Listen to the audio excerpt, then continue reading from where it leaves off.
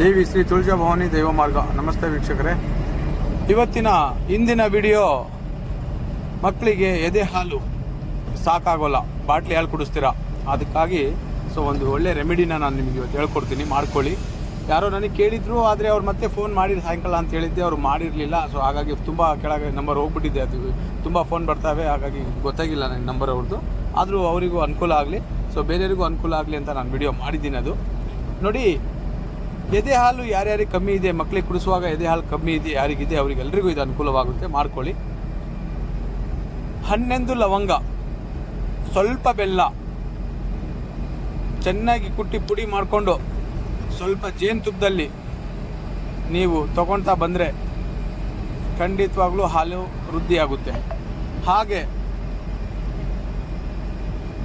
ಯಾರಾದರೂ ಮಾಂಸಾಹಾರಿಗಳಿದ್ದರೆ ಮೀನು ಅಲ್ಲೂ ಗೌರಿ ಮೀನನ್ನು ಯಾರು ಸೇವನೆ ಮಾಡ್ತಾರೋ, ಅಂದರೆ ಈ ಬಾಣಂತಿ ಆದಂಥವ್ರು, ಮಕ್ಕಳಿಗೆ ಎದೆ ಹಾಲು ಕೊಡಿಸ್ಲಿಕ್ಕೆ ಕಮ್ಮಿ ಆದಂಥವ್ರು, ಖಂಡಿತವಾಗ್ಲೂ ಹಾಲು ಹೆಚ್ಚುತ್ತೆ. ಇದು ಎಲ್ಲೋ ನೋಡೋ ಕೇಳೋ ನಾನು ನಿಮಗೆ ಹೇಳ್ತಿರೋದಲ್ಲ, ಸ್ವಂತ ನನ್ನ ಜೀವನದ, ನನ್ನ ಮನೆಯ ಅನುಭವ ಇದು. ಹಾಗಾಗಿಬಿಟ್ಟು ಎಲ್ಲರೂ ಅನುಕೂಲ ಮಾಡ್ಕೊಳ್ಳಿ, ಅದ್ರ ಬಗ್ಗೆ ಗೊತ್ತಿಲ್ಲದವರು ತಿಳ್ಕೊಳ್ಳಿ.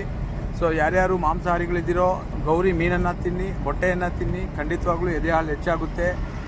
ಯಾರು ಸಸ್ಯಾಹಾರಿಗಳಿದ್ದೀರೋ 11 ಲವಂಗ, ಸ್ವಲ್ಪ ಬೆಲ್ಲ, ಜೇನುತುಪ್ಪದ ಜೊತೆ ಸೇವನೆ ಮಾಡಿ, ಖಂಡಿತವಾಗ್ಲೂ ನಿಮಗೆ ಹಾಲು ಹೆಚ್ಚಾಗುತ್ತೆ. ಮಕ್ಕಳಿಗೆ ತಾಯಿ ಎದೆ ಹಾಲು ಅಮೃತಕ್ಕೆ ಸಮಾನ.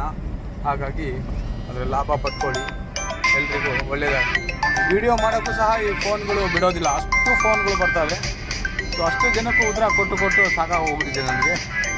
ಹಾಗಾಗಿ ವಿಡಿಯೋನ ಇಲ್ಲಿಗೆ ಮುಗಿಸ್ತಾ ಇದ್ದೀನಿ.